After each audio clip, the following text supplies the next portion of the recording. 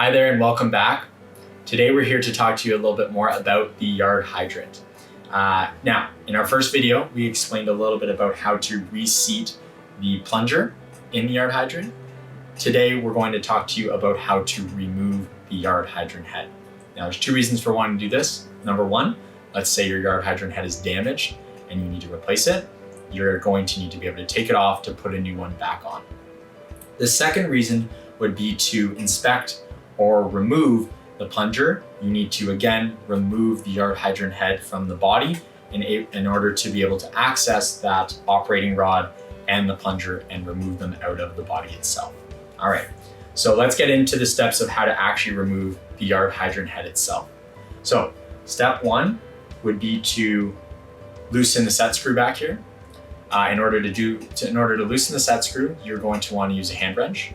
Once the set screw is loosened from the yard hydrant head, the next thing you're going to want to do is loosen off the bushing and the O-rings inside the yard hydrant head. Now, the reason why you want to do this is in order to preserve those O-rings, you need to take the pressure off of them. So by loosening the bushing, it removes the pressure off of the O-rings while you're in the process of removing the yard hydrant head. Once that step's been complete, you're now going to remove the yard hydrant head itself. In order to do this, you're going to use a pipe wrench on this section here of the yard hydrant head and a strap wrench on the standpipe of the body of the yard hydrant. Now, if you don't have a strap wrench, the other thing you can do is use a second pipe wrench on the standpipe and just use a cloth to protect the standpipe itself.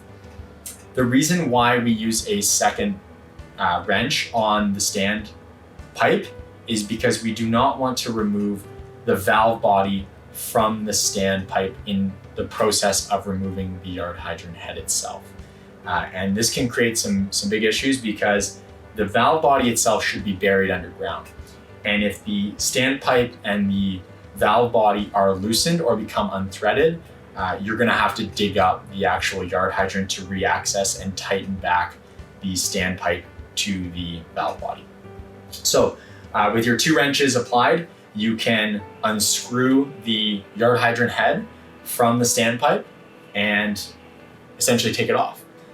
From there, you will then have access to the plunger and the operating rod if you need to execute inspecting or removing them. If not, you can then repeat the process of removing the yard hydrant head by essentially repeating the same steps we just discussed, but backwards in order to reapply a new yard hydrant head to your yard hydrant itself. Thank you very much again for watching.